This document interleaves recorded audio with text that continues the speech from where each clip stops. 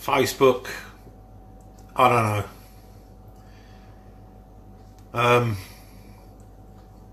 This does my nutting. This Facebook Live and whatever it is. So now my internet's sorted. Facebook crashes. Oh fuck, does my nutting. Anyway, as we were before we were rudely interrupted.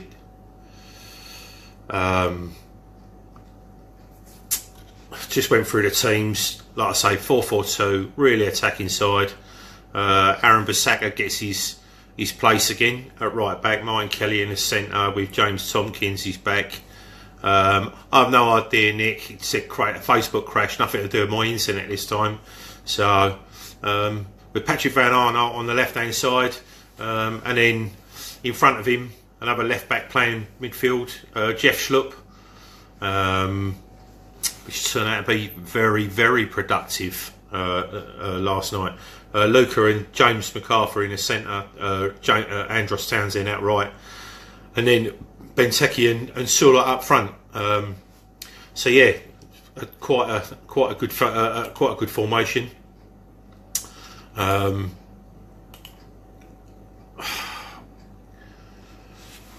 Where do we start on right, the goal? I see. I'm just going to bring Nick in, see whether he can see if he's got any decent internet.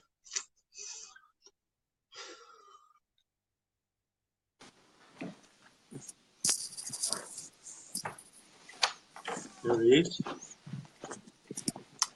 Well, hello. How you doing? I'm doing well, mate. 2 seconds, I'll be right with you. You all right? Yeah, I'm fine. All good, mate. You okay?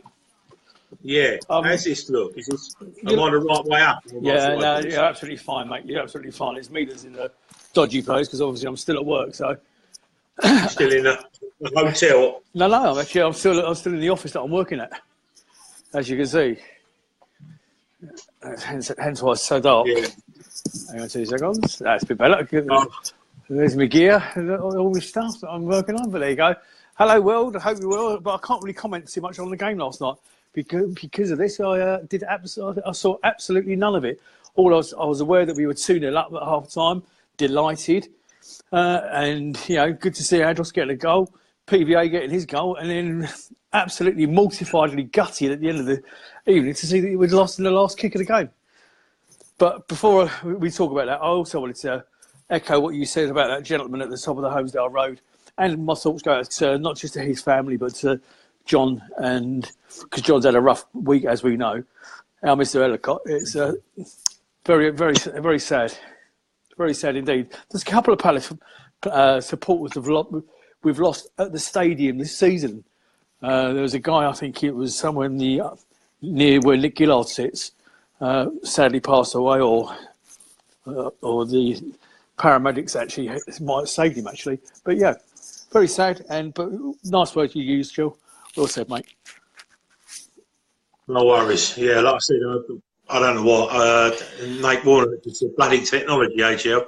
Yes. So like where my internet was playing up last time, I've had working rounds, and I'm assured that everything's fixed now. And then Facebook decides to shut itself down. So we'll just carry on and do what we're doing. So we'll talk about the game. So 11th minute, Townsend, fed by Benteke, and Paul said I look pissed. I wish I was pissed. Do you know? I thought earlier on, Paul's right. I thought you look tired, man. You look really tired. I'm tired. Yeah, I'm tired. But anyway, listen, you can sleep when you're dead, can't you? So, so Benteke feeds Townsend. I think he was going to go in the other top corner, but it gets deflected, flies in the top right hand side, and De Gea has absolutely no chance. And we're like, hang on a minute, we're 1-0 up against Man United. What's going on here? So, I thought our energy was really good. Everybody was very, very, was on their game. And then in the 48th minute, there's a foul, and Schlupp decides he grabs the ball quickly, puts it on the floor, and PVA's away, off and away. He feeds him. I'm thinking, as per usual, little team against big referees is going to blow the whistle and bring us back. And he allows us to play on. PVA, well, he's just got no one on him at all. Complete free run at the goal. And De Gea doesn't come out to him. He scores and he makes it 2-0. And I'm like, the first goal, I didn't even cheer. I must admit, I didn't cheer. I was so surprised. I just sat there, watched it at the club with all my pals. And, so when we scored a second goal, I'm out in my chair and I'm thinking, 2-0, which is ridiculous. And then we have... can't think who it was that fed Smalling. Valencia, unchallenged. Yeah. He's allowed to float across over the centre back. And Smalling. There's two players there. I think they were played on by Tompkins. Smalling, it's an unstoppable weirdo. You couldn't blame Hennessy for that. Even though he'd flapped at virtually every single thing before that. And then 20 minutes later, Lukaku. There's stuff about him. I don't know. Put someone waving their hands in front of Hennessy, but anyway, he wasn't challenged. So I see one player turning back on him as he shot. Hennessy again's got no chance. 2-2, and to be honest with you, from there. We all thought there was only going to be one, there was only going to be one winner. It was going to be Man United. But De Gea makes, I wouldn't say it was a worldie, but it was a very, very good save. A save that a keeper of his class should make anyway from Benteke. At the moment, he's either extremely unlucky when keepers are pulling off great saves or or he literally can't hit a cow's arse with a banjo. So I was about to use the same expression. Yeah, and then of course, as what happens, a lack of shutting down and literally not inviting the pressure, because I can't say that the players run their nuts off the whole game, but Matic decides that he wants to hit a screamer. He ain't scored this season. So many players haven't scored for their club this season. Will turn up and you can have your goal. So, screamer. Isn't it funny? Worthy of winning every game. I saw that goal and I thought to myself, do you know what? It fell on the anniversary of the Darren Ambrose goal for the semi-final of the Carling Cup at Old Trafford, the worldie that he scored. And they actually weren't too dissimilar in goals, those two. Listen, mate, I've got to cut you short because I'm actually still at work, as you can see in the background. I've got to go do some stuff. I just thought I'd pop on and say, hello, love you, and I'll talk to you tomorrow, no doubt. Give me a call. No worries. I'll be in the car in the afternoon, mate, so we'll have a catch up then. Good night, everybody. Cheers. See you later.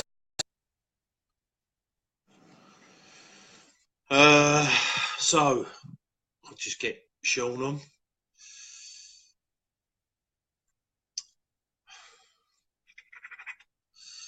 Yeah, so we lose 3-2 in a game where 2-0 up. You've got to be thinking we would get something, but I was hoping that we would get something, but we never get anything off Man United. They always, something always happens against them. The only time we've ever done it was, like Nick just mentioned, the Ambrose goal, in a cup competition. So, but yeah, really peeved. But yeah, looking at Nick Paddywack, that's one of our old cohorts from old radio. Nick said he stuck his thumb in a scalding hot pie when PVA scored. Well done, Nick. So I'm just hopefully getting Sean on. Yeah, and they were knackered, Nick. You're absolutely right.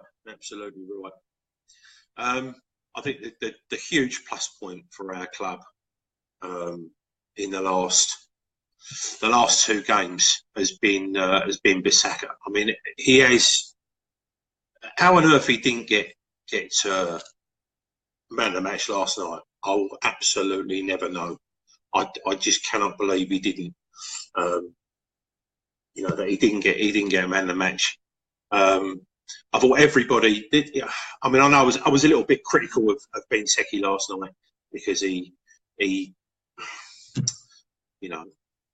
didn't run after that ball. I mean, as soon as it went out, I see a lot of the people in the main stands, stand up, and the volume went up quickly. They all gave him a bit of a volley, and then of course straight after that they scored a winner. So it was understandable for people to go after him. But I thought he had one of his better games last night. I'd say he was unlucky with his header. So, but yeah. Anyway, listen, if you want to come on, you only got to ask, because that's all we're going to do. Because Nick's at work, he's not hosting, and it was just more of a just to get a few things out there, really. Let me just see. So Paul Gruber said he had to sit in a dark room and listen, but he's so proud of the players last night, which again, and then which is completely right, Paul. And then Nick Gillard said people moaning about not making subs, no depth on the bench because of the injury list. Well, yeah, you can say that, but we said that before, and we've bought Bissaka out the under 23s. People are not. I'm telling you now, the way that we are at the moment, people will not moan about the result if he brings more kids through. I'm telling you now. I'm absolutely telling you. You've got to blood them sometimes, and if we have to blood them now for the championship next year, if it all goes pear shaped for us, then I think Aaron has more than he's absolutely more than proved his worth in the last 2 games. I mean, I wouldn't say he had Rashford in his pocket, but near as. I mean, he nullified him, and there aren't a lot of people there that do that. I'll tell you what I'm going to do. I'm going to send someone a request. I've done it a couple of times, so I don't know why.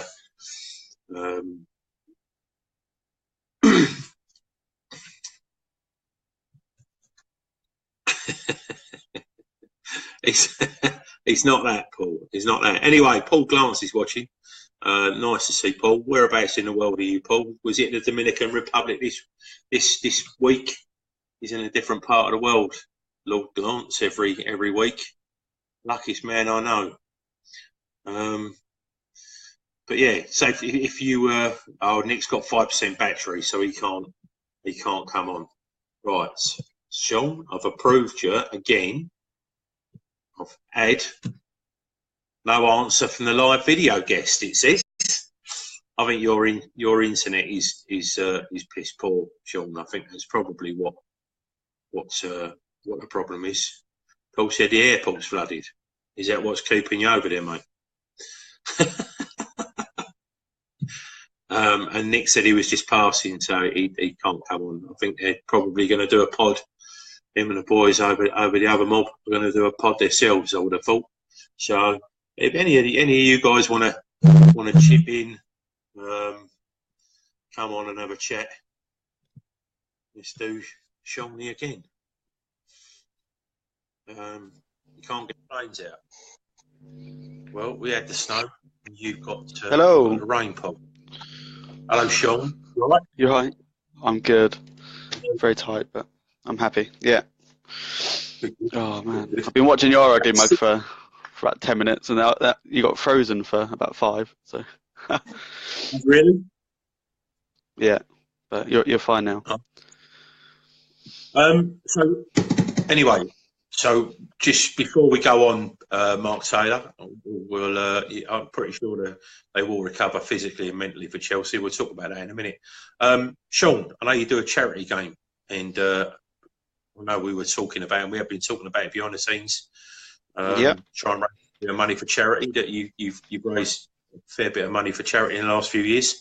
So go on in, off you go. Tell us all about it, or what you know so far, and we'll just get it out there for everyone, just so they know about it at the moment. Okay, so this year we're doing a charity football match, and we're doing it for the Freddie. Oh, pardon. Have you forgotten? No, his internet's frozen. Sorry, right, I'm back. The Freddie Farmer Foundation, and it's the Freddie Farmer Foundation, and it's to help young children with physiotherapy and to get them walking and to get them mobilised, and it's a very good cause. And all the money's going to them this year. We've done 2 previous football matches. One's been for Scarlet Walk, so a very big Palace fan, and we raised £1,000 for her. She's had lots of operations and she's doing really well now. And we've also done Royal Marsden. £500 has gone to them. So we've done quite a few different charities, and this year is going to the farmer, for the Freddie Farmer. We're looking at Bromley Football Club, and we're looking at Selhurst Park. So we will be able to approve and tell you guys later on which one it's going to be. We're also going to. So we've narrowed it down. We're gonna start asking now. We are. It's not good, but it's looking really hopeful. We're going to hopefully get a Palace 11 from the Red and Blue News.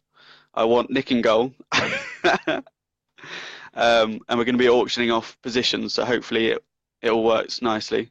Dan Dullock, who's just joined, he's an amazing keeper, so I'm hoping he will come in. Okay. So, all right. Well, the auctioning off for the places sounds like a bit of a plan.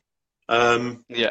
But no, that's good. And is it just for Freddie, the Freddie charity, or are you going to do the Marsden again? A bit for the Marsden again? Just for the Freddie Farmer Foundation this time. So all the money's going to it. So Ray Michelle Cole, she just said, "Can girls play?" Yes. Well done. That is the correct answer. Because if I said no, I'd hang up now and get whooped. Yes, especially after the way the Palace girls have really taken the whole club and its ethos by storm, really. Smashing an 8-1 on Sunday, and I know you were there. So there you go. Woohoo, she said. Nick Philpott said he'd definitely play. Good. Paul Glance going up. I mean, he can fly himself in from somewhere else. Yeah. So, but yeah, it's Nick Gillard said, "You'll raise loads of money if you make Joel Mann have a square box." This is true. This is true. We played 5-year plan years ago, and I was really, really getting to what's his face? Who's the fellow he thinks he's funny? Jim Dolan. Nick. Ben.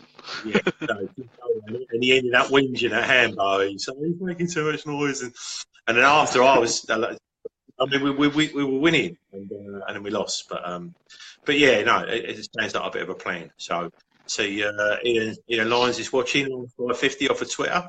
Nice to see you on, Ian. If you want to take part, you can send us an invite, and you can come and have a chat.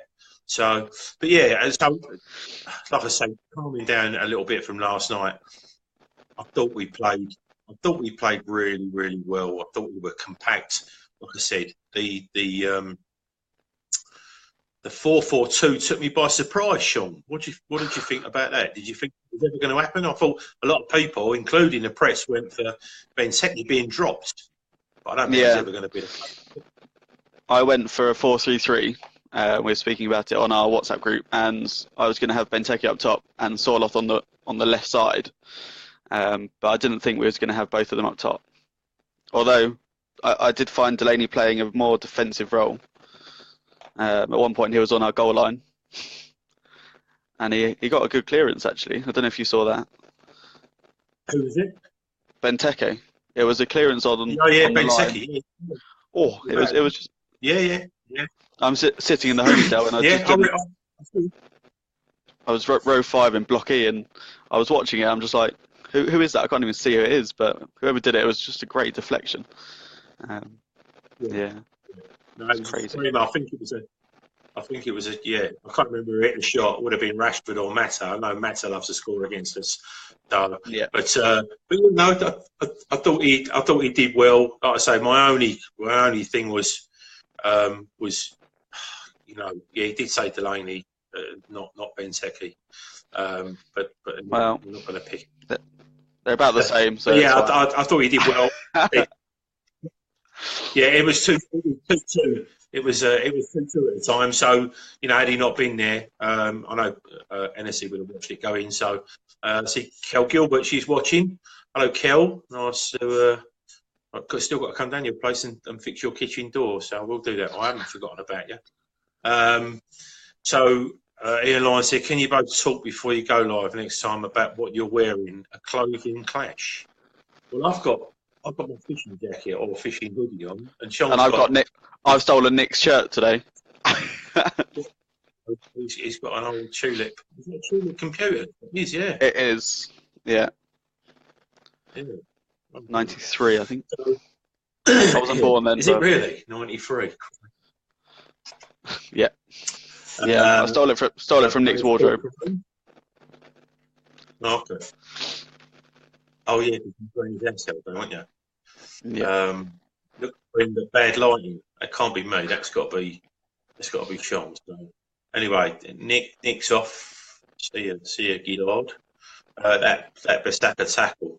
Trust in the youth, he said. And what have I been saying? I've been saying it for 3 years, Nick. So yes, that's the other thing. Definitely man of the match. You're right. Ray, without a doubt. Have we discussed Sherlock yet, Ian? Well, what do you want to talk about? You ping a question in there quickly, and then we'll rubbish it, and then.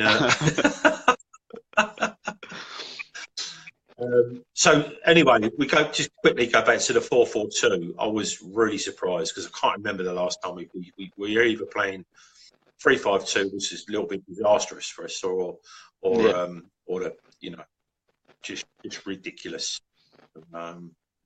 One up front, one out wide. Whatever we're playing 4-3-1-1, and so Tom Williams has come on and said, "I don't rate him." Well, obviously he's talking about Sherlock. So what's he?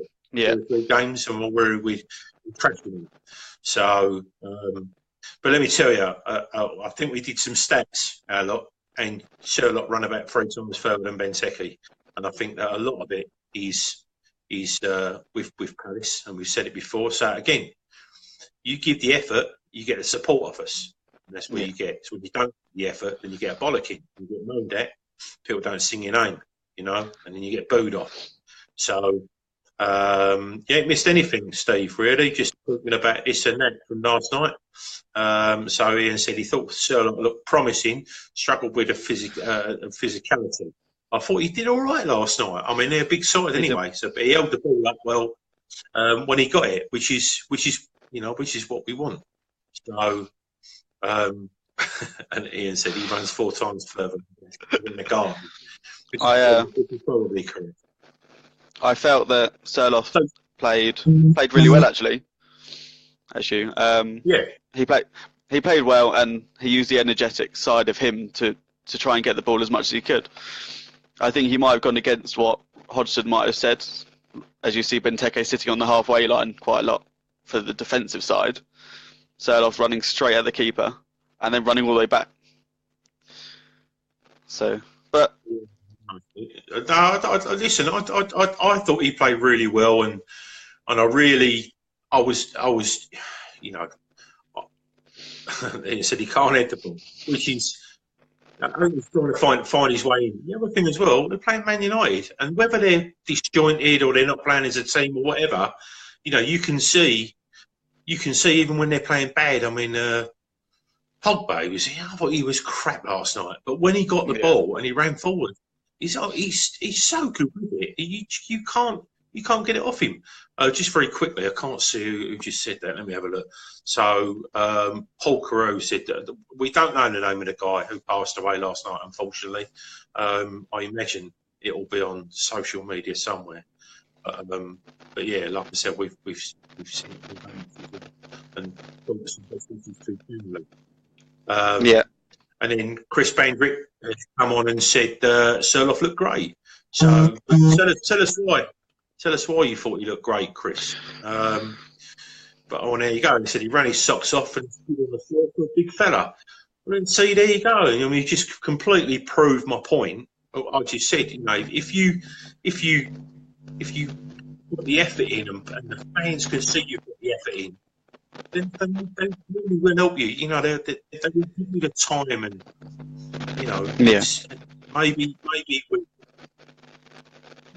maybe with a little bit more of a different plan. If Ben Secchi's not playing. I mean, I personally, you can see that Surlock's got pace. If you're going to play a 1-1 formation and not go 2, then I would bring Secchi back and literally use him as a target man. Yeah. So, I think that would be the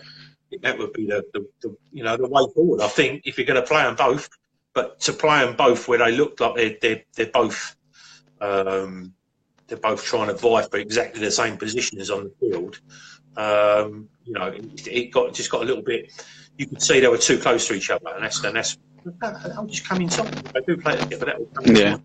So, evening, Alfred. See, Matt Burley's watching, and Daniel's watching as well. Did you say Surloff didn't head the ball from one of the comments? Can't actually see it. No. But there are a few people, and they've said it as well. The same as Ben Secchi, that he looks like he's got an iron on his head. The ball goes for the header and then just heads it in the complete wrong direction of where it should be going, or where they want it to go.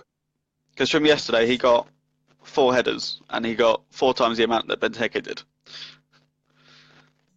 Yeah, I mean, we can be critical of Ben Secchi. I was critical of him twice, but other than that, I thought he had his best game for a long time. And again, Ian said both of those up front were scared the crap out of lesser teams.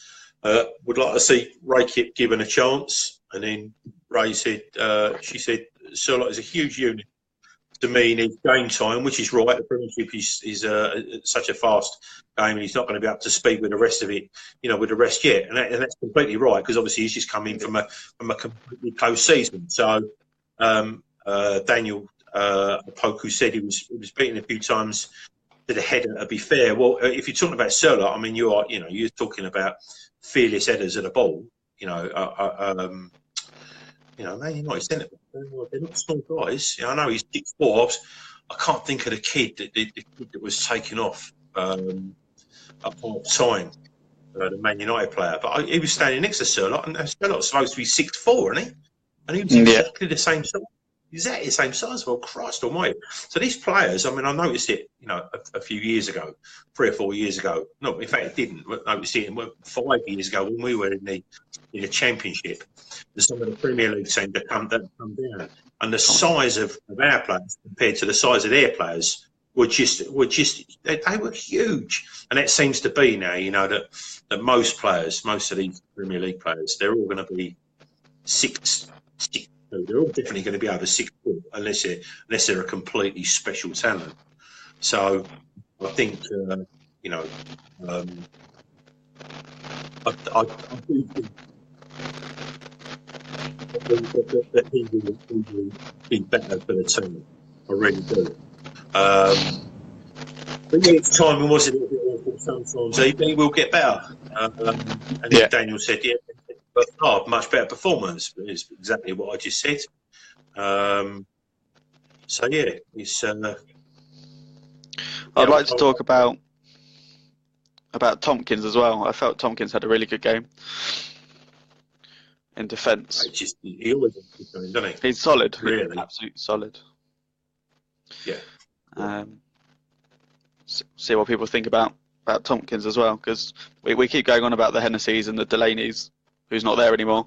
So I keep bringing him out. I don't like him, and you might guess that by now. And the Benteke's, because I get confused. Is there more than one Benteke then, is there? Well, I don't know, there actually used to be, didn't there? Yeah.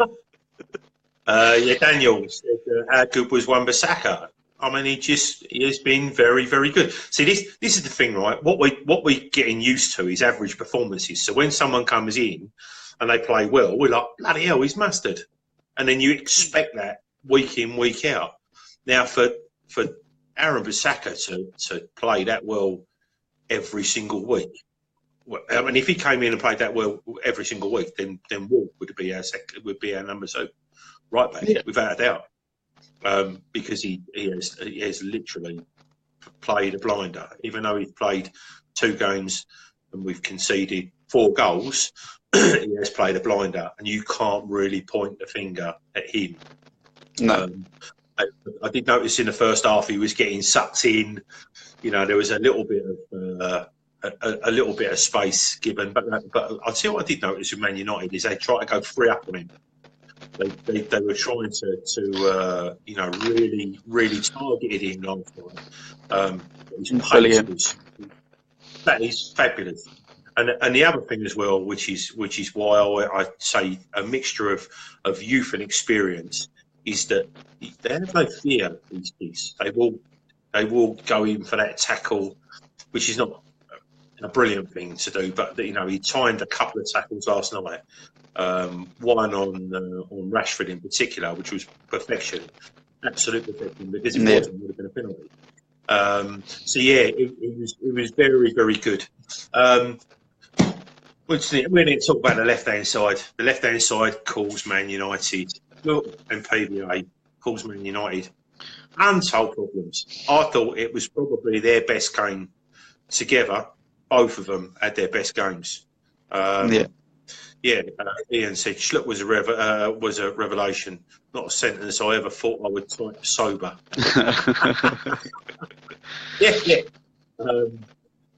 I mean, I thought they were both very good. They were both. See, the thing I've seen Schlupp play a couple of times this season, and he's been full of flicks and tricks, and you're thinking, don't do that. Just be positive. And what we've been missing is that a lot of Premier League teams are strong, especially down the right hand side. So what it's stopping is they're stopping their wing backs attacking. And when Man United weren't very strong down that right hand side last night, it allowed our left back and wing backs on the left side to really attack. So where Man United lumps up against our kid down our right hand side, we did the same thing. Only we were sort of more productive, really. But yeah, I mean, the finish for PVA. Firstly, the thought of Schlupp to put the ball down, make sure the ball wasn't rolling, put it down still, didn't have his hand on it, and then to do everything correctly. The referee couldn't pull it back, because I know the referees, they absolutely love to be petty.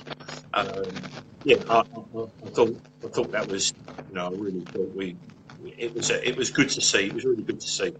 And then obviously we haven't, apart from the guys down the left hand side, Andros Townsend. I mean, he was just endless energy, really running. It was like, that's what we did. That's what we did. What we did different to the Spurs game. We actually took the game to Man United, and I don't think they were expecting that. With the Spurs game, sat back, and eventually conceded. We had just a slightly stronger side last night, and with a more positive, frame of mind. And we were able to sort of go for it a lot more. I think that surprised Man United. I really do. I thought our crosses were good. I thought our crosses were direct. I mean, the only thing I will say is we were crossing and giving their defenders a chance to clear the ball and the higher to catch the ball. Whereas our crosses, what they generally need to do now is they need to be coming back to us. Get to that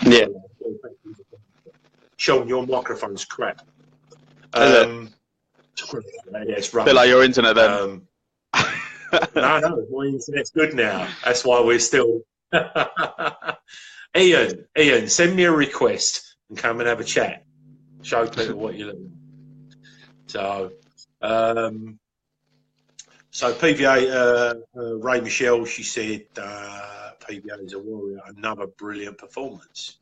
So I don't know another, but yeah, a brilliant performance. He's been. That's the thing about him. I think he was pretty much sussed out by Roy and as being probably a 20-minute player. Yeah, that's what we got.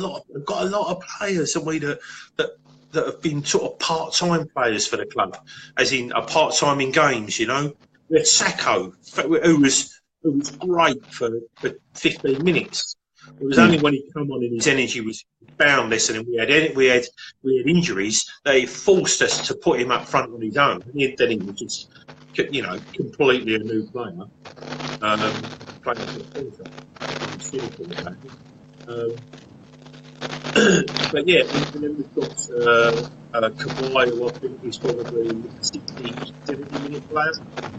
We've got a few players that are not really 90-minute players. So, I think we've confident still go a bit further. Sean, your microphone is really, really bad. Right. Really I'm going to say bad. one last thing and go because, I can hear water. Wherever you go, you stopped it. Huh? You can hear what? Water? Yeah. You said, No. No, it's fine. The last thing I'm going to say before I go is I felt the first half we were very attacking and we were putting pressure on their defence. And that's how really the goal came about. And then we went in the second half. Straight away, we did exactly the same thing. We scored again. The minute after the second goal went in, we then changed the formation. Well, not the formation, but the way we played. And then we all sat back and we started to defend. And the minute we changed... I can't remember their two subs.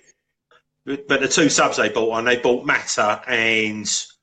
can't remember who else they bought when they bought someone else Shaw. on. But Mata is... Luke Shaw. that was it. Chuck. Yeah. So we bought him on. They bought him on.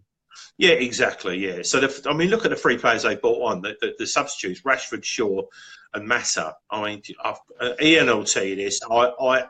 When Mata couldn't get in the Man United side, I was begging for us to sign him.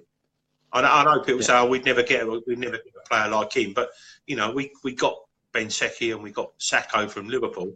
They might be unwanted players, but then Mata was unwanted at Man United. So, but yeah. Anyway, it is what it is. Nice to see Jason Cader watching. Thanks for watching, Jay. And then we've got Adam Harper. Just need to go down and go through some questions. It sounds like a different player recently. Looked dangerous last night. Get the feeling him and Zaha and Surlock will be a key to keeping us up. Well, it's almost a definite, really. Daniel said changed to a 4-2-4 and then went free at the back. Well, they were 2-0 down, so they had to do something, didn't they? And the thing is that they're able to do that. That's the thing about good sides, is they're able to switch from a 4-4-2 or a 4, whatever formation they want to, they can sling one out from the back. And then stick another two up front. So they're playing. Listen, we were always going to concede last night, especially after Wayne started flapping at a few. Every time they had the ball, I just thought, for Christ's sake, there's going to be a goal every time. So, but I thought we held out again till the end, to the very end. But yeah, it's, we have to remember.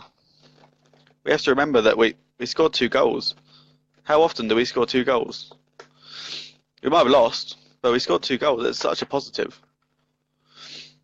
Well, saying that, apart from the last 4 or 5 games, I think we were averaging 2 goals a game at home. We were doing really well. So, hello, John. Nice to see you. I haven't got a clue who you are, but anyway, you just said hello. I know John. Right, John. I do. Got Ryan, who's watching as well. Yeah. But yeah, Good anyway, so if anyone else, Right. we're going to kick Sean off in a minute with his crappy microphone, and if anyone else wants to come on, have a ching about last night, just send me a request, and we can, you can come on and have a proper chat. So don't be scared. It's only Right. me. So all What's right. not to be scared So, of? Sean, what we're going to do with your charity game, what we're going to do is if you.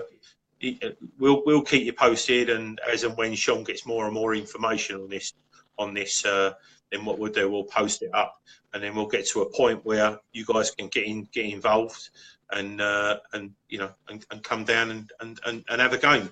So, right. So Lovely. Philpott said Chelsea boat. I have no details about the Chelsea boat. Do you know anything about it? I can't remember.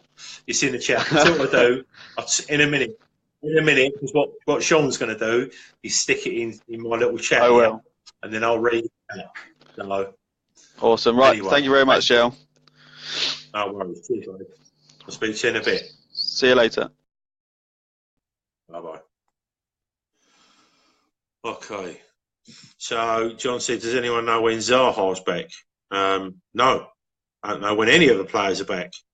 So, I mean, literally, we only found out, we got a couple back yesterday. With Tompkins only had cramp, but in saying that, you just never know. I don't know what's going on with Sacco, but you hear so many rumours and people get wound up and stressed about him. Saying he's taking paternity leave for the male thing and with his family, but but I really don't know. But it'll be a nice surprise when they come back. But Jason's just said he reckons that Zaha could be back for Huddersfield, which is probably, I would say, biggest game of the season for us. My personal opinion. We had a free hit yesterday. Chelsea's a free hit as well. RLC. I mean, he's going to be coming back. He should be coming back soon. I know Chelsea have released him back to us. I think he went over there. We didn't know anything what was going on. No one knew what was going on. So, but yeah, it's a frustrating situation because for years now we've had a club that tells us everything, and we've had a chairman that comes on and tells us loads of stuff.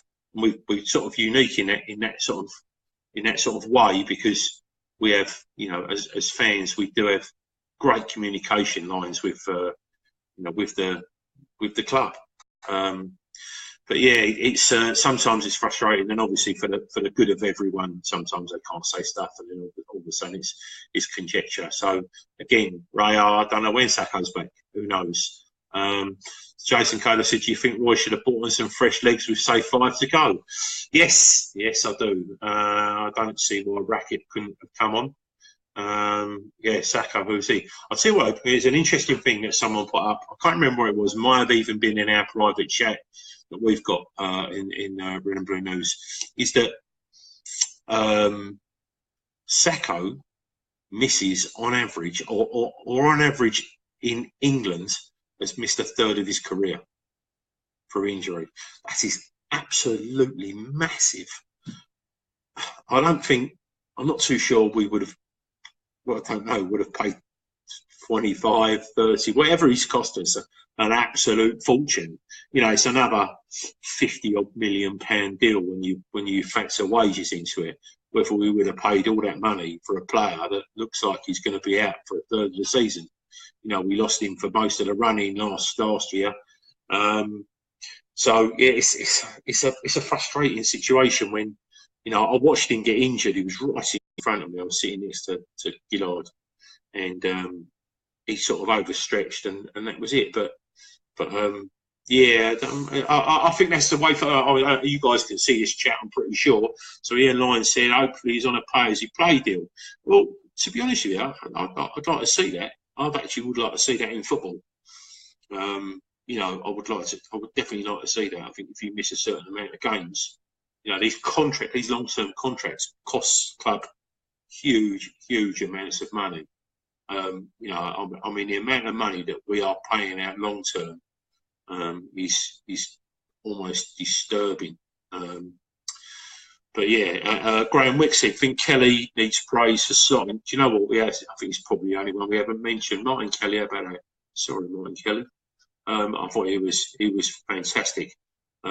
You know, really good partner for Tomo at the back. Obviously, it would be probably him to come out if and when Sacco comes back. So, what's that? Palace don't do spending big money on players. Never have and probably never will. Well, the money we've spent at the moment, mate, we've given Liverpool more than 50 million quid of our money, you know, in 2 seasons. So I didn't realise as well that Phil Benteke's been here forever, but he's only at the end of this season, he's only halfway through a 4-year deal. So, but yeah, it is. What's good? What is good about some of our players now is they are multifunctional across the back. We know that we can have PVA at left back and left midfield. Same as Schlupp. Martin Kelly can play right back, can play in the centre. We pretty much know that that Luca, even though he doesn't like to play at the back, that he can do. Oh no. Has my internet gone down? I don't think so. Don't think so, John. Hopefully, I'm still broadcasting. But yeah, if you can still see me, just someone put it's fine, is it? Thanks, Joe. So I think it's something to do with you, John Ellicott. Nice to see you watching, John. So we said about little Charlie earlier, and I'm back now. I think it might have been you that's gone. So, but yeah. So Russell Allstead just said I'm still here, which is good. Adam Harper, yeah. So still live, which is good. Alive is even better. Yeah, so I think what as a club now, which I sort of like really, is we're buying. I wouldn't say multifunctional. I used that word earlier, but we do have players that can slot into other positions instead of being one-trick ponies, which I like because we know Sherlock now. You know he can play left. He can play left wing. We definitely know that. I've watched bits and pieces on YouTube with him, and he's on the left side playing wide left. So if he has to go out wide left, we know he can play there. It's nice to have. Be nice to have a left-footed player, another left-footed player swinging genuine left-footed crosses in. We've got Suarez to come back as well. We've got a plethora now of genuinely left-footed players, as well as Townsend as well. So is Lisa doing your makeup? Yes, yeah. We had a fantastic job. And versatile. I think you're picking bones, Ian. I think you're picking bones. So someone send me a friend request. Someone send me a request, and if you want to come on and chat, you can say it instead of just being all sitting there tapping your keyboards. Yeah. So anyway, I think I'm not too sure whether Hennessy gets any kind of contract extension.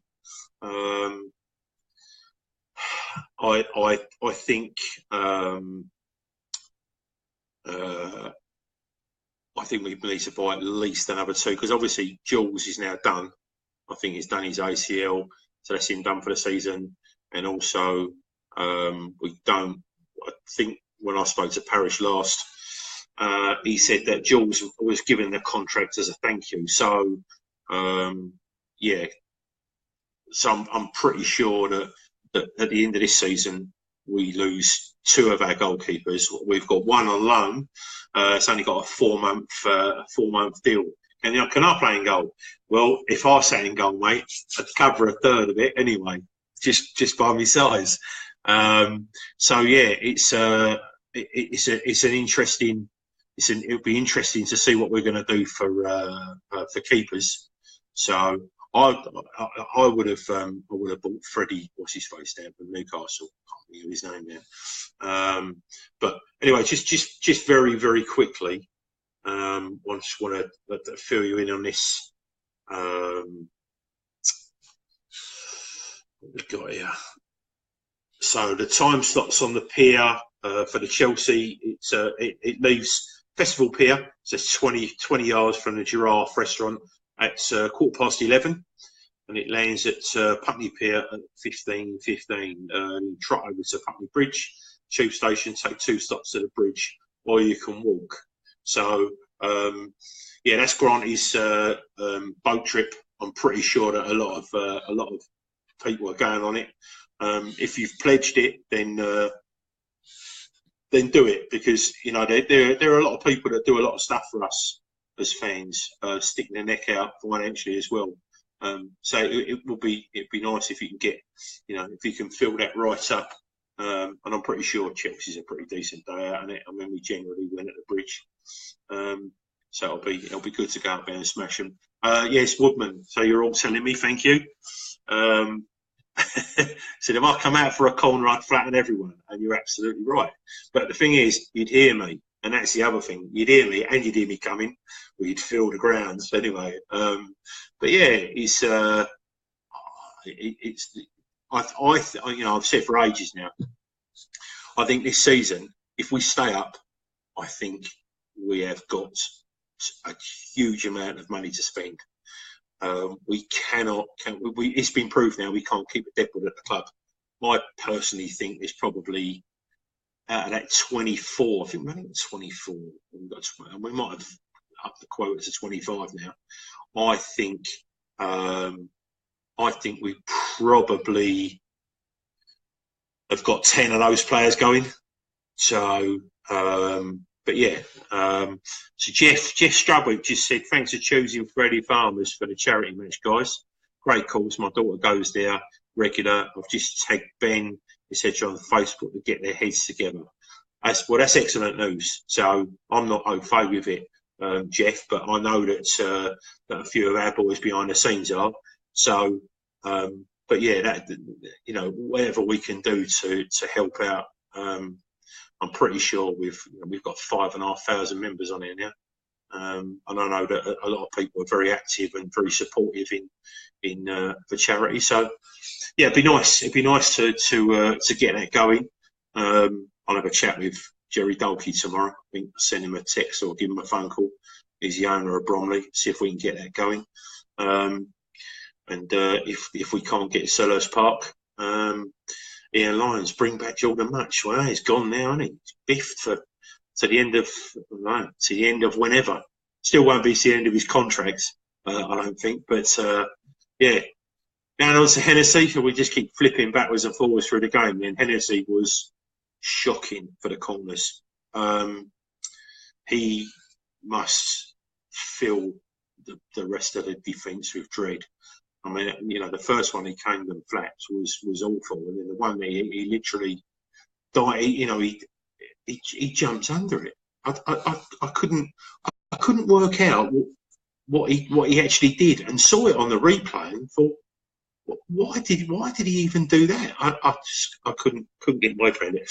So anyway, I tried to defend him in the early part of the season, saying give people a chance, but. I think he's got to go. He's got to go. I know nothing about Cavalieri or whatever his name is. So I think, like I said, he's only on a 4-month deal. I can't see us keeping him. I think he's too old. So we really do need to. Spend a lot of money. We need to spend a lot of money just getting goalkeepers in. I'm hoping, really hope amongst hope, that we can promote from the youth team. Bissaka has been fantastic. When like I said, we talked to certain people and they said, well, I didn't see anybody in the 23s that could come round, come through and challenge for a place in the first team. Well, that's smashed that out of the water really, because Bissaka has done that. So I know he's sort of been talked about as a maybe a first team player. But then, you know, Lameka went to the tour to Singapore before, and I thought he was really good. I really do. I rate him.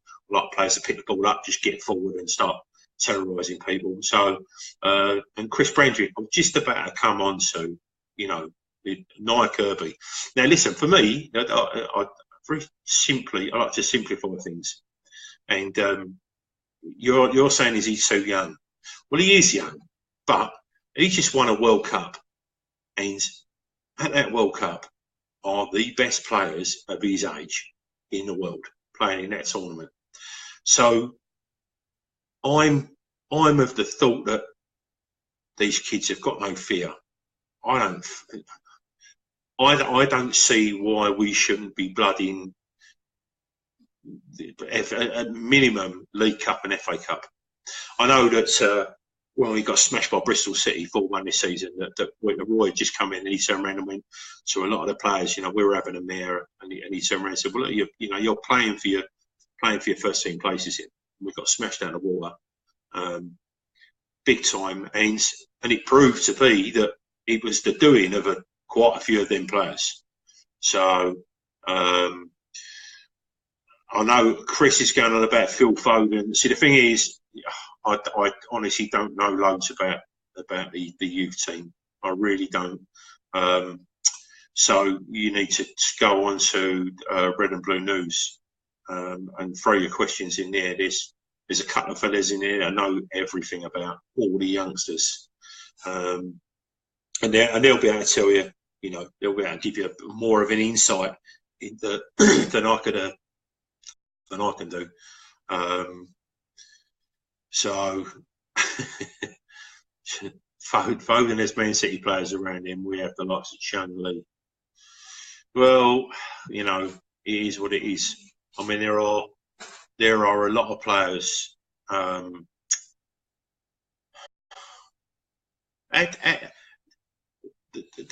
thing is, Man City take Man City and take the top four out of it. Take the top four out of our. Thanks, Sean. Matt Woosham's your man for on Red and Blue News for the youth. He knows everything about all the younger players. If I have some questions his way, I'm sure that he'd be keen on the interest. You know, he does promote the youth players. The thing about these young kids, they're not going to. Foden's not going to get a chance, or rarely going to get a chance, while Man City are paying their players anything between 150 and 350,000 pound a game. They're just not going to get a chance because from a monetary point of view, you know, the players are going to go in and nick. Eventually, the players will go, look, I want to play football, and if you're going to put a kid in my place, then I'm off. You know, some players get a real stress. They don't want to come off. They think they want to play every game, and a player that wants to play every game will generally be one of the better players. The players that have, you know, the average player will try and hide. That's my opinion, and sometimes you see it. You know, look at he's only run 4 kilometres this game, and then you know someone's 20 yards away from him playing it. You know, the other part, the centre mid or whatever, has run 8Ks. So, you know, we have got some fantastic young players in this country, and I think sooner or later, I think that the European Super League will kick in. And I think that as soon as that happens, I think all of a sudden, all this huge amount of young talent will come through, and that will be the making of English football. I think it will be the start of English football again, because you know, like I said, I think this European Super League, when it goes off and it just leaves a Premier League mainly full of English talent. There's a lot to be said about the Premier League turning around and saying, you know, we might start enforcing rules about a certain amount of English players. I think that would be good. I think if you had 4, 5, 6 English players, had to have them in your side. I think maybe that would be good for English football. Hello, John. Just seen you pop up on the screen. Welcome. How you doing? Evening, mate. You all right?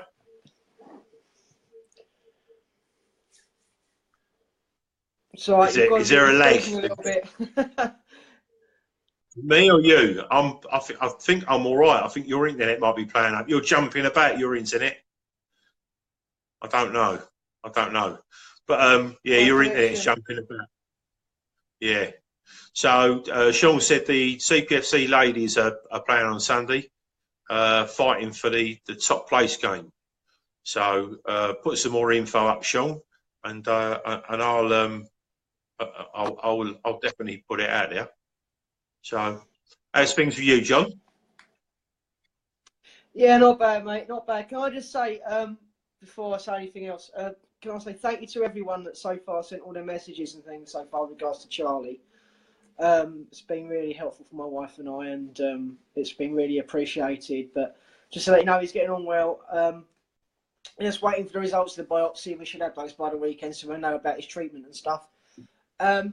Also, my condolences to the family of the gentleman that died last night. I know I mentioned it a lot on the group and in Twitter, and it was quite a shock to me because obviously it happened right in front of me.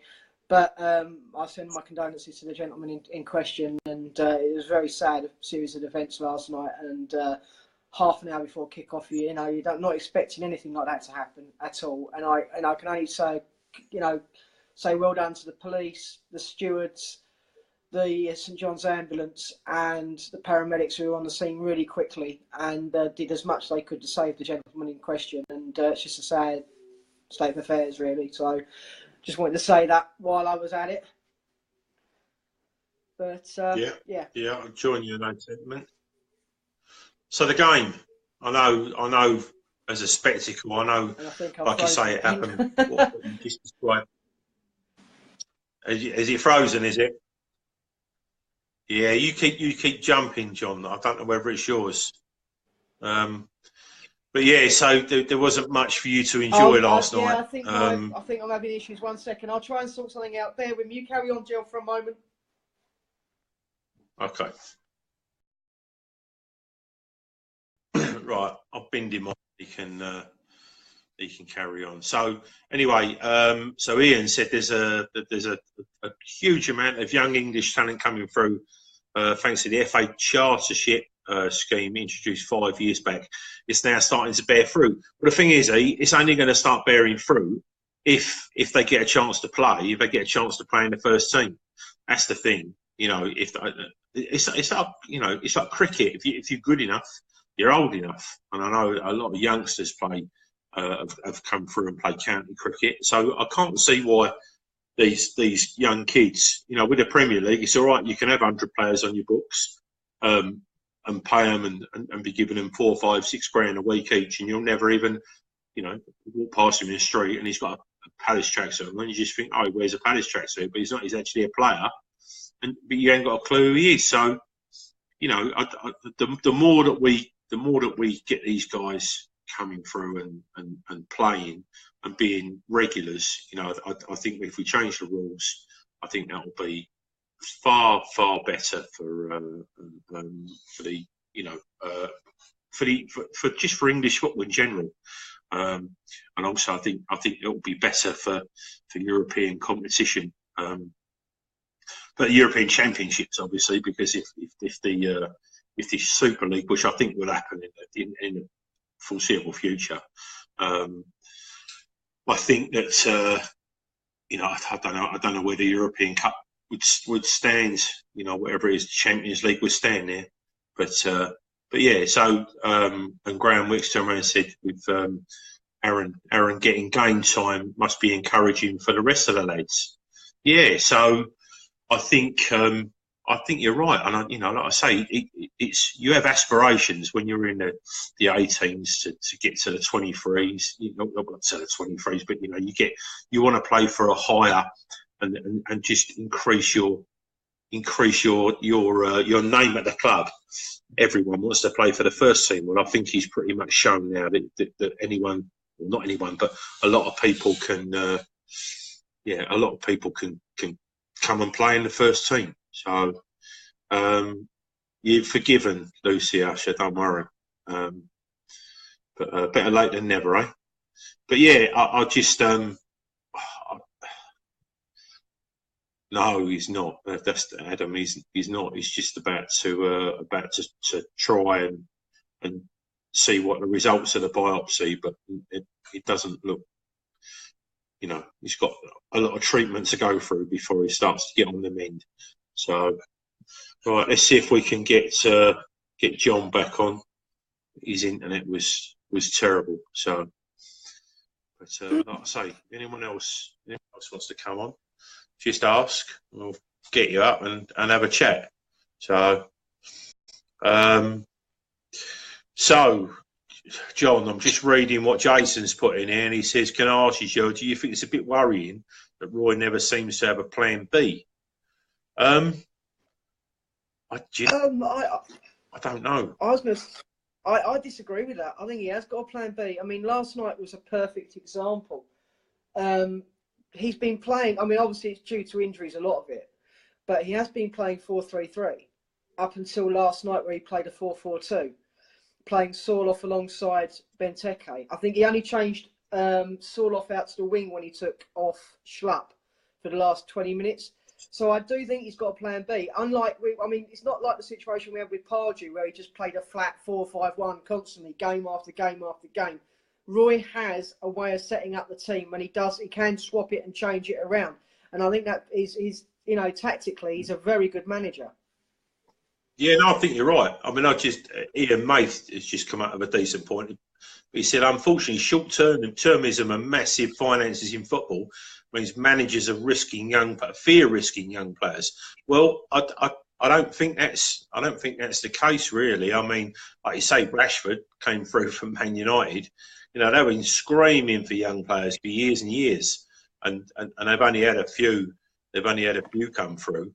And they are Category A, biggest club in the world. So if they can't get their young talent to come through, it says a lot for us when we can get one or two to come through. So, but I do think, for the you're talking about for long, short termism, for the long term, I think we have to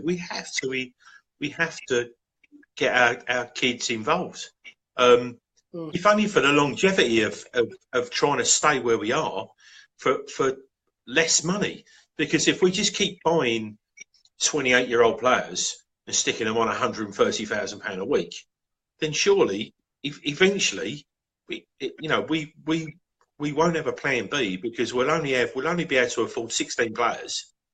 And if we get any kind of injury, like we've got now, it will all just go tits up like it has done. So I'm very sceptical about going and buying, loads of big name players. I like experience, but then I like the experience of a Jimmy Mack experience, who's played in the Championship and then played 5 years now in the Premier League. He's huge for us, and I think with his energy and his attitude, I think the kids can come in and they can bounce off each other. So. But Ian said, we keep quoting the big teams bringing players through. That's because they're not in danger if they go down of going down every season. Well, yeah, I know what you're saying, but the thing is, they still have to. They have to bring these through, because they can only afford a certain. Even teams like Arsenal, and they can only afford. It's only Man City and Chelsea really that can afford to just go out and literally probably pay every one of their players £150,000-200,000 a week, purely because of who they are, the size of the club. It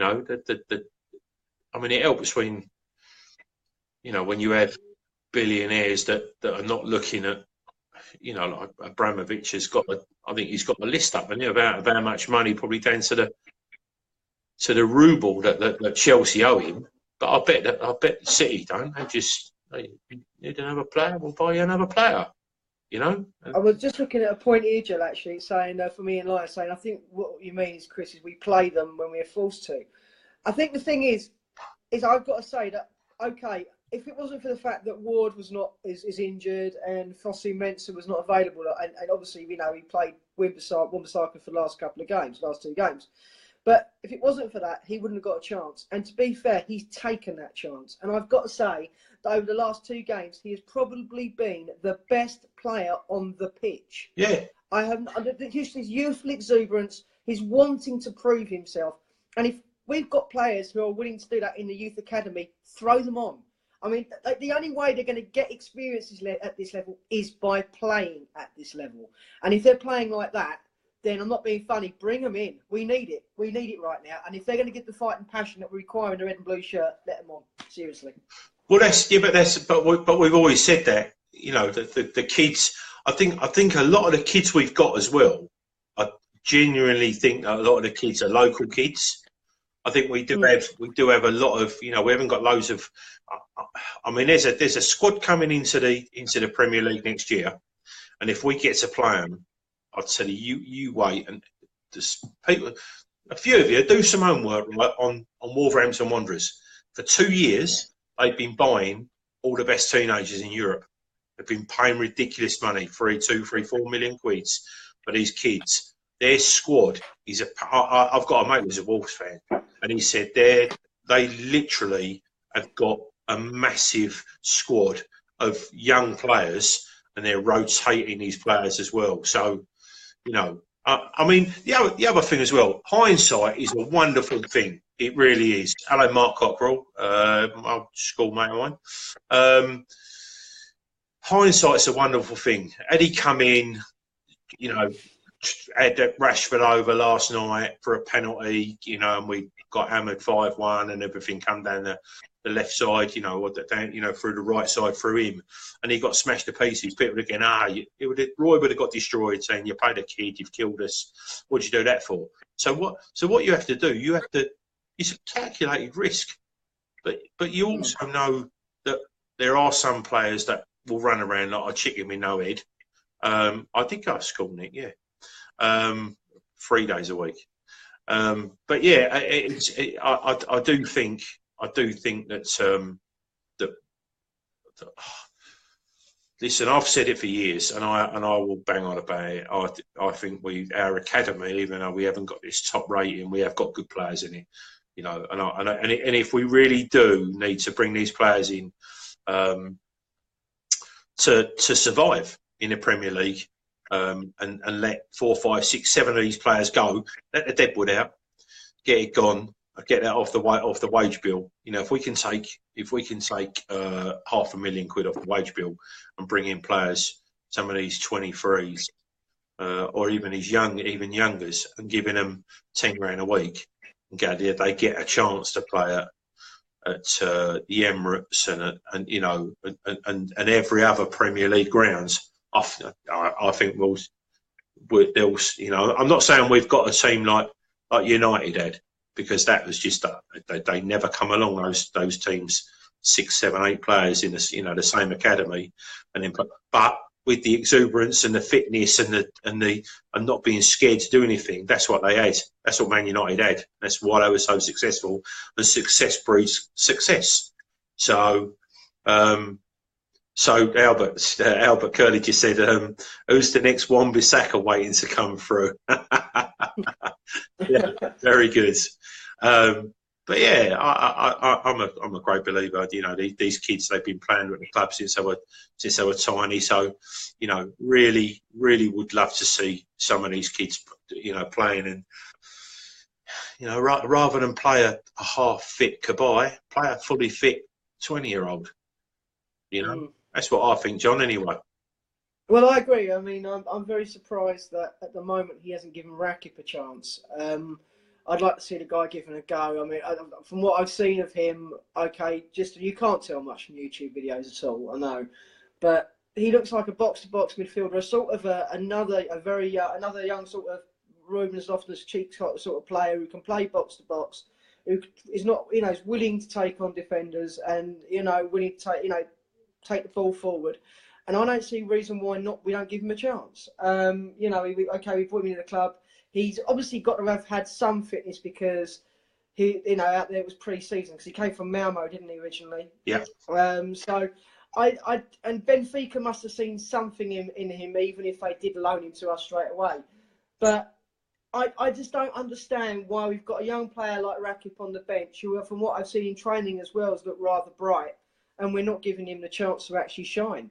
I think why buy a player like Jack, who looks, pretty adept at playing, as a centre back, and I think he set up a couple of goals for the under-23s as well. Why not give the guy a chance rather than put Delaney in? Well, I don't understand. On the other side of it, De Boer bought Rudeveld in, and then when Roy turned up, he didn't play him, and now he's getting more and more involved. So that might be a case of just generally keep him around the first team, on a subs bench, and then introduce him like he did last night. He's not.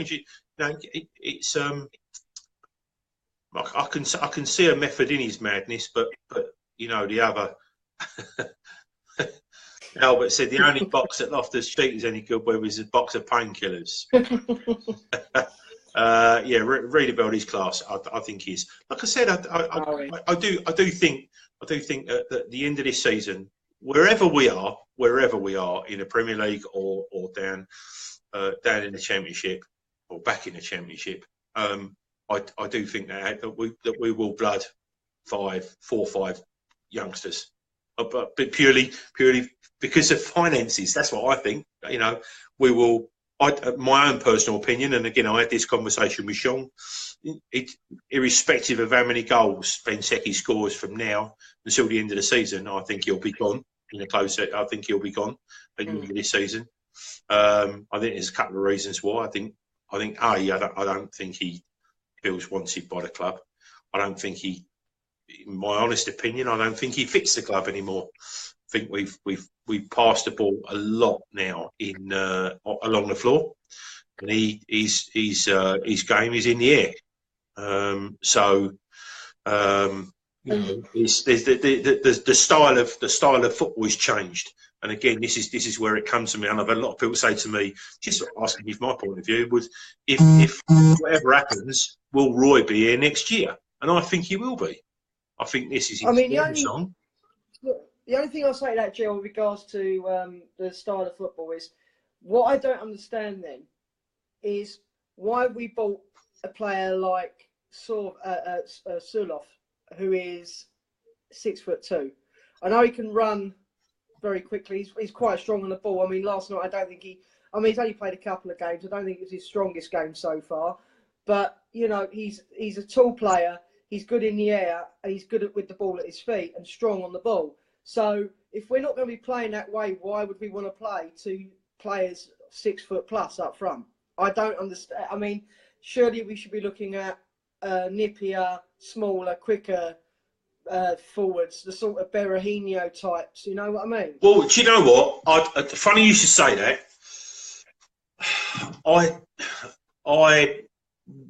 It's only because he's on huge money. Had Spurs not paid the extra million, I think West Brom wanted 22, and I think Spurs up to 21. He would have been at Spurs last year or the year before. So, and it all seems to have gone downhill from there. So, and then you hear stories that he has mental health problems because of what's going on, with his career at the moment. But he's the kind of player that I'd love to take a chance on, but he'll want 6 figures, and to be honest with you, he's not worth that. He's not worth that money at the moment. So he's another one. I'd love to take a punt on him. I think he would play. I think he would do well in our side. But it's. I think he'd do really well, but not for the money. And Ben Allen just said, "Is this a telethon?" I can't see how long we've been going. We've been going long yet. Well, I haven't been on there very long, so. No, exactly. So you Must be keep out of it, Ben Allen, you carrot cruncher. It's still snowing down there. Good, good. So, and Ian Lyon said Berahino off of Surlock. I mean, yeah, but I mean, and Jay just said, well, you've also got Wickham. Well, yeah, we've got him, and that's all. Yeah, he's played for a while. I think. Listen, I got a lot of time for Wickham. He's got some good goals for us, and I like him. I like his attitude and everything. But it's not 3.5 hours. It is not. What's the time? No, it's fucking not 3.5 hours. I'd say check my computer then. But yeah, I agree. And again, someone said earlier, I think it was Jason, it was about the pace of the kids. You know, that's what we need. Our game has always been based on pace. Always. Can you imagine bringing a kid in the middle, a box to box in the middle, and he's playing off a wheel from the right? Imagine just the club has the chance to be on the up, and I do realise that, you know, maybe we do have to go down for it to happen. Maybe we do. I don't know. I mean, you know, then everything gets put on for, you know, gets the stand and the redevelopment gets put on hold. But I just part of me thinks that we need to start again. That we've taken so many steps forward that we're almost tripping over ourselves. That's what it feels like. Yeah, I mean, the only fear is with that is the fact of, you know, you only have to look at your Sunderlands to and your Hulls to see the situation once you go down. Is there more than one Sunderland? It's all right. It's just me being silly. No, I agree. I agree. But you know, on the other side of it, how many teams would come to Selhurst and cherry pick our players? How many players of ours would really walk into most other Premier League sides? There aren't really that many. You know, there aren't that many. So, yeah, it's a strange one. It's a conundrum that I can see where, you know, having talked to Parish about the money, you know, I know that that we are up against it. John, just while I'm thinking of it, I did say last time, can we put an the financial fair play? Can we get a copy of that and put it up on the site so people can read it? And then yeah, I think I'm sure that's something that Andy Street, who's part of FYP, has done something in the past. Well, I'll have a look through and see what I can find. But I know I've done something before, and I've also put there's a great piece, and I know, guys, it's like 615 pages long, and you won't want to sit in there reading it all. But if you go down into the Premier League handbook, which is available online, it actually gives you a set out of all the rules that the club needs to adhere to in regards to financial fair play and to the finances. I mean, every season they have to give in a budget. They have to set that budget for the season. They have to give it into the Premier League. The Premier League have to have access to all the finances, the funding, the budget, the lot. So it actually gives you strict guidelines of exactly what each club has to do by Premier League rules. So it's worth having a look, but I will loot it out for you. Yeah, I think there are some loopholes. I remember talking to Parish about it, and he turned around and said that there are loopholes, but no one's going to tell you what the loopholes are, so you don't catch up with them. So you are, you know, you're not crippled financially, but you are at a disadvantage if you don't know from the clubs that are pulling, you know, strings as such. Use that in inverted commas. So I won't say too many teams, but one of them must be Bournemouth, because I don't know how the hell they manage on the size of their ground, considering what Dean Court or for Vitality Stadium must hold about 15 or even 15,000 people. Yeah, well, how do they manage to get around it? Well, Chris, I think he does. He does now. But yeah, I mean, yeah, and then Ian said the loophole that Neymar and PSG used was amazing. So they're still under investigation. Yeah, I mean, their investigation's coming up. Well, that's the thing. That's the other thing as well. You know, it's when they get captured. But he'll be playing for someone else soon. Don't he want to leave PSG already? Which is a bit of a shame. Or so, allegedly, apparently, he's meant to be homesick, even though he was at Barcelona, for goodness knows how long. I know. But yeah, it's really difficult to try and run this club and run it properly. And I know, like I said, I've never been a parish apologist, and like I said, I will, if I feel the need, go after him like everyone else does. But I just feel that he is, even though people can't see it or refuse to see it or won't see it, that he is good for the club at the moment.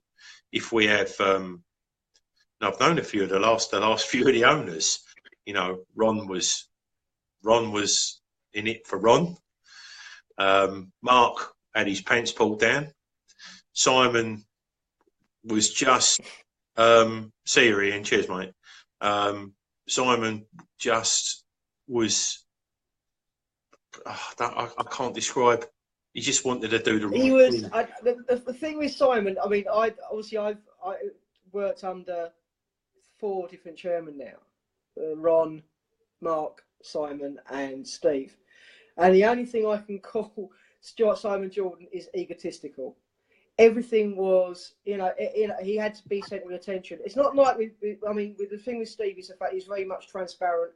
He likes to be able to, even though he gets a lot of stick, he's very much a person who likes to have a two-way conversation with the fans on Twitter, on social media, which is good. And I know that some people do abuse it, and some people do give him abuse.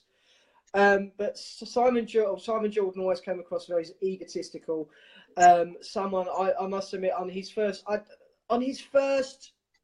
first meeting of staff, I remember going into the Crystals, and he had us all sat in the Crystals on the dance floor, and he had brought in. It was like, I'm Simon Jordan, I'm going to do this, and everything was about him. It wasn't about Alan Smith at the time. It wasn't about anybody else. It was about him. With Steve, it's completely different. And I think you have to be slightly egotistical anyway, in regards to manage and be a chairman. Regardless, I think everyone's has got some sort of ego. I mean, Tan and for instance, has got a massive ego. I mean, he owns 2 clubs now, doesn't he? He owns Cardiff, and he's part of an ownership of Los Angeles Football Club. But I found Jordan to be exceptionally, and still is, an egotist. Well, but most, I think you'll find that most successful people have an ego that goes with it anyway. So, but yeah. Anyway, there's a couple of guys that have gone through. Talking about Kai. I'm just trying to think. Remember when Wolf was all skinny and he literally used to. You could blow him over. I mean, some people say you still can, but I mean, he really has. He's muscle now. I think when Kai bulks up a little bit, I think that will be, then he'll be good for us. But until then, I was a big supporter of his. Give him a chance, but it could be. I don't know. I really don't know. I'd like him to be part of our future setup. Put it that way. I'm still, the jury's still out for me on Kai. I must admit, from what I've seen of him, he has flashes where he looks exceptionally good. But I agree, I think he's more in the mould of how he saw Balassi when he started out here. When he came from Bristol City, he was very lightweight, got pushed off the ball easily. And I agree, it's a fact of he does need to bulk up a bit. But I'm not so sure. I mean, out of all I rather enjoy.